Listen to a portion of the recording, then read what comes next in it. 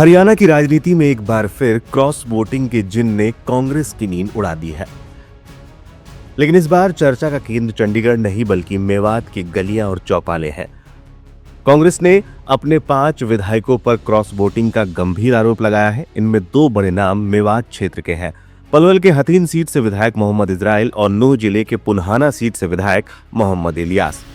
आरोप है कि इन्होंने पार्टी के आधिकारिक उम्मीदवार को दरकिनार कर दूसरे प्रत्याशी को वोट दिया। इस खबर ने मेवात की सियासत में उबाल ला दिया है।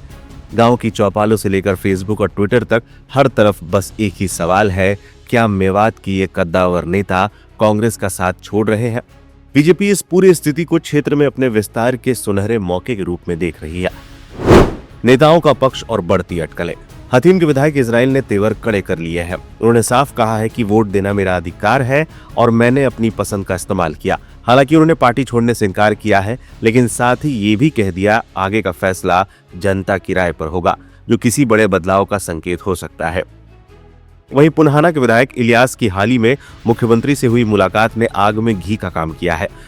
सियासी गलियारों में चर्चा है कि इलियास अपने बेटे के राजनीतिक भविष्य को सुरक्षित करने के लिए पाला बदल सकते हैं। भाजपा की मिशन मेवात रणनीति। राजनीतिक विश्लेषकों की माने तो ये महज इत्तेफाक नहीं, बीजेपी लंबे समय से मेवात में अपनी जड़ें जमाने की कोशिश कर रही है।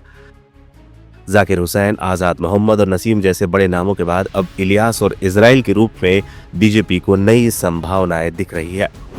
हाईकमान सख्त, क्या होंगे उपचुनाव? मामला अब दिल्ली दरबार यानी राहुल गांधी तक पहुंच चुका है। पार्टी ने सभी विधायकों को दिल्ली तरफ किया है। सूत्रों के माने तो इन 5 विधायकों पर निष्कासन की गाज गिर सकती है। अगर ऐसा हुआ तो हरियाणा में उपचुनाव की नौबत आ सकती है, जो प्रदेश की राजनीति की दिशा बदल देगा। बता दें, क्रॉस वोटिंग के बाद कांग्रेस विधायक मोहम्मद इजराइल के बेटे नाजिम चौधरी तक ने उनसे किनारा कर लिया था। नाजिम ने यहां तक कह दिया था कि मैं आज ये साफ कर देना चाहता हूं कि मेरा अपने पिता से कोई रिश्ता नहीं है और भविष्य में भी नहीं रहेगा। मैं हथीन से बिलोंग करता हूं। मेरे फादर मोहम्मद इजराइल एमएलए हथीन है, अभी हरियाणा में एमएलए। हाल ही में जो आरएस वाले इलेक्शन हुए उसमें कांग्रेस की स्थिति को लेकर कई बातें, अब क्योंकि कई, जैसा कि आप जानते हैं, राजनीतिक प्रतिक्रियाएं आई, उसमें क्रॉस वोटिंग हुई आपके फादर के तरफ से, तो तमाम चीजें जो हुई उसको आप कैसे देखते हैं?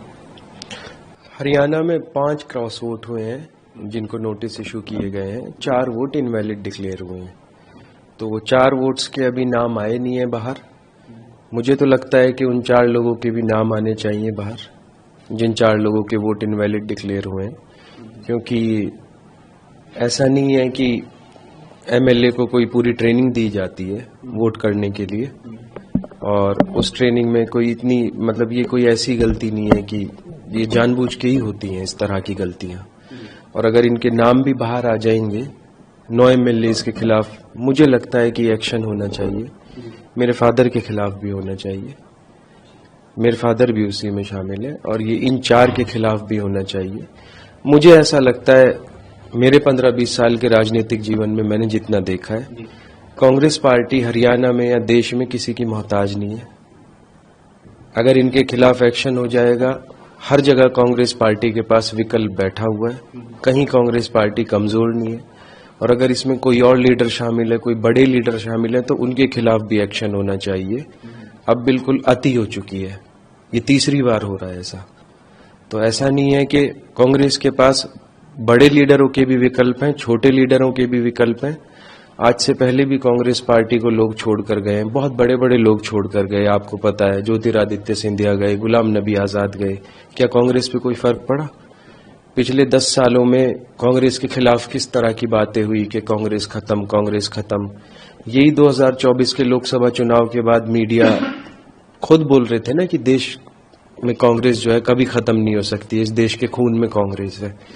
तो इन्हीं सारी बातों से मैं आपको बोल रहा हूं कि इन सब लोगों के खिलाफ सख्त एक्शन होना चाहिए। तो आप अपने पिता से खफा हैं इस मामले में? यही हम चीजें पूछें। मैं खफा हूं, खफा ही नहीं बल्कि अब तो खफा वाली स्टेज तो निकल चुकी है। मैं आपके माध्यम से ये बात क्लियर कर देना चाहता हूं कि आज के बाद से मैं इस बात को अनाउंस कर रहा हूं कि मेरे फादर से कोई रिश्ते नहीं है, ना ही आगे जीवन में होने वाले हैं। और अब आगे आने वाले समय का नहीं पता, आने वाले समय में क्या होगा लेकिन मेरे उनसे रिश्ते तो नहीं रहेंगे। और इस काम में मेरे परिवार से एक और आदमी शामिल है, मेरे चाचा डीएसपी MS खान। ना ही उनसे मेरे कोई रिश्ते रहेंगे। इन दो लोगों से मेरे परिवार में मेरा कोई रिश्ता नहीं रहेगा। बाकी लोग परिवार में जो भी है मेरे सबसे रिश्ते रहेंगे। लेकिन क्या कोई आपकी क्यों क्रॉस मेवात में दल बदल की परंपरा पुरानी है, लेकिन इस बार दांव पर कांग्रेस का किला और बीजेपी का विस्तारवादी सपना है। क्या मेवात के ये विधायक कांग्रेस में बने रहेंगे या कमल का दामन थामेंगे, ये तो वक्त बताएगा। लेकिन फिलहाल मेवात की हवाएं बदलाव का इशारा कर तो रही हैं। बाद में मैं खुद उसमें ऑथराइज्ड एजेंट्स जो बैलेट पेपर देखने के लिए पार्टी से चौधरी भूपेंद्र सिंह हुड्डा जी और मैं दोनों हर बैलेट पेपर बैठ के देख चुके हैं। हमारा 37 वोट्स, इसमें ये लोग 5 या 6 इनवैलिड कर दिया, क्योंकि इन लोगों को पता था इसके पास नंबर नहीं है। और हमारा कुछ MLAs क्रॉस वोट भी किया है, क्योंकि हम और चौधरी भूपेंद्र सिंह हुड्डा जी दो ही हम लोग बैलेट पेपर्स को देखे हैं। उसके तहत 4 लोग क्रॉस वोटिंग किया है। इसमें नारायणगढ़ के विधायक श्रीमती शैली चौधरी, सदुरा क्षेत्र के विधायक श्रीमती रेणु बालाजी और पुनाना के विधायक मोहम्मद इलियास जी और हतिन के विधायक मोहम्मद इजराइल, ये 4 लोग क्रॉस वोटिंग किया है। हमने हरियाणा प्रदेश कांग्रेस कमेटी के डिसिप्लिनरी कमेटी का चेयरमैन धर्मपाल सिंह मल्लिक जी को हमने इधर से सुझाव दिया है इन लोगों के ऊपर कार्रवाई करने के लिए, शोकास नोटिस जारी करने के लिए।